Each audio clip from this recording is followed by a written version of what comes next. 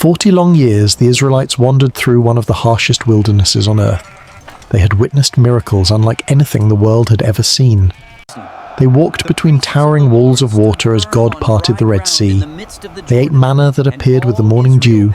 Water flowed from solid rock, and a pillar of cloud guided them by day while a pillar of fire illuminated the night. Yet an entire generation had passed before they finally arrived at the edge of the land God had promised to Abraham, Isaac, and Jacob centuries earlier.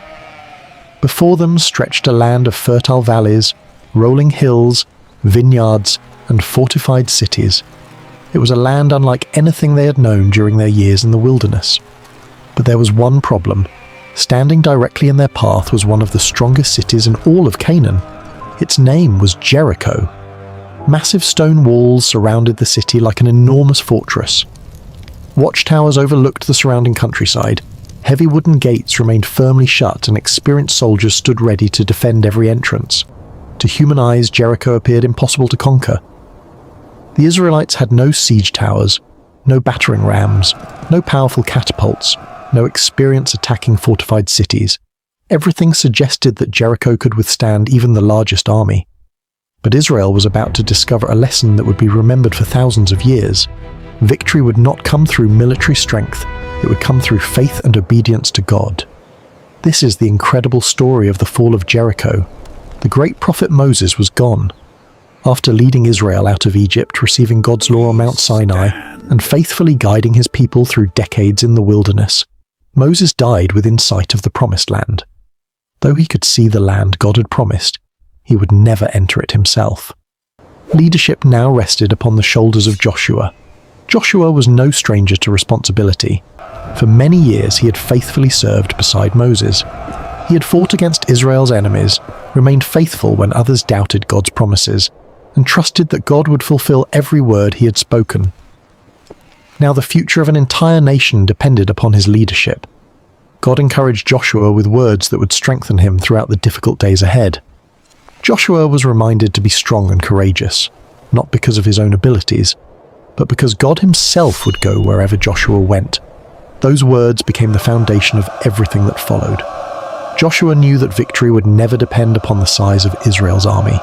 It depended entirely upon trusting God. Soon the camp began preparing for one of the most significant moments in Israel's history. The Promised Land was finally within reach. Only one final barrier separated Israel from Canaan, the Jordan River. During harvest season, the river overflowed its banks. Fast-moving currents made crossing extremely dangerous, especially for thousands of men, women, children, livestock, and supplies. Yet God once again demonstrated his power. As the priests carried the Ark of the Covenant toward the river, they stepped into the rushing water.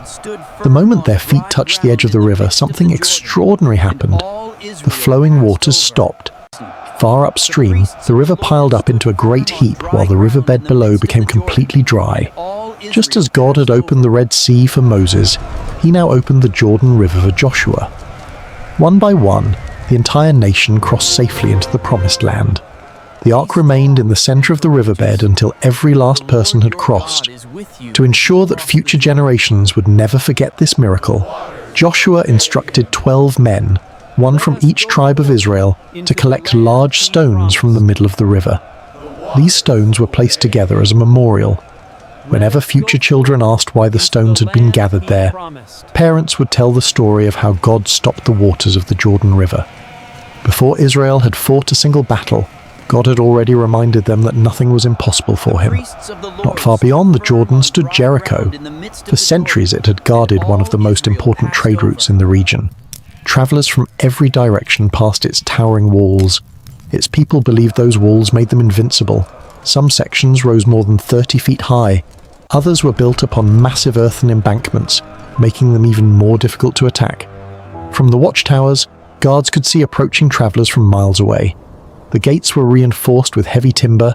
The city stored food, water, and supplies that could sustain its people through a lengthy siege.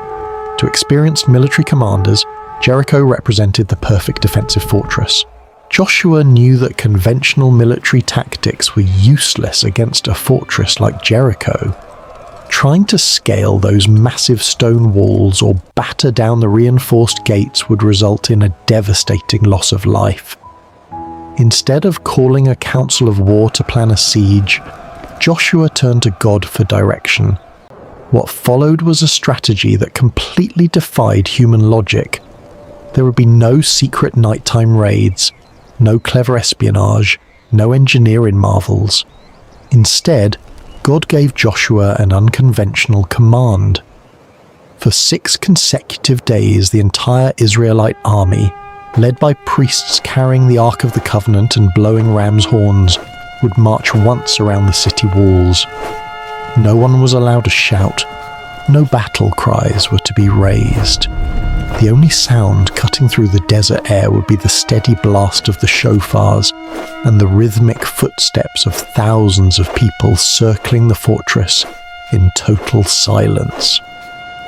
Imagine the confusion inside Jericho.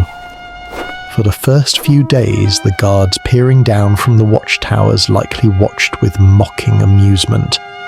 They saw no weapons raised, no ladders built, and no threats made. Just an eerie, silent procession marching in a circle around their city, day after day, before retreating back to the safety of the Israelite camp. On the 7th day, the routine changed. The 7th-day dawn broke differently on the final day. Instead of marching once, the Israelites rose at daybreak and circled the city walls 7 times. The tension inside and outside the fortress must have reached a boiling point. The guards could only watch as the silent procession completed its loops yet again. Then, on the 7th time around, as the priest blew a long, sustained blast on the ram's horns, Joshua gave the command he'd been waiting to give. "Shout," Joshua declared, "for the Lord has given you the city." The silence broke instantly. Thousands of voices erupted in a thunderous, unified shout. And at that exact moment, the laws of physics and military defense collapsed. The massive stone walls of Jericho, towers, ramparts, and heavy masonry alike, fractured, buckled, and violently crashed straight down into the earth. The invincible fortress was left completely exposed. The Israelites did not need battering rams. They rushed straight ahead into the city exactly as they stood and claimed the victory that God had orchestrated from the start. The lasting lesson. The fall of Jericho became one of the most defining moments in biblical history. It taught a generation emerging from the wilderness that obedience matters more than military might.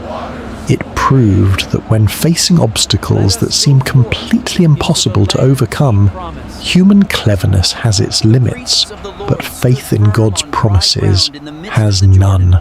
The towering walls that once seemed insurmountable were reduced to rubble, and as future generations looked back at the memorial stones by the Jordan River and the ruins of Jericho, they remembered a timeless truth. With God, no barrier is too high, and no fortress is too strong to fall.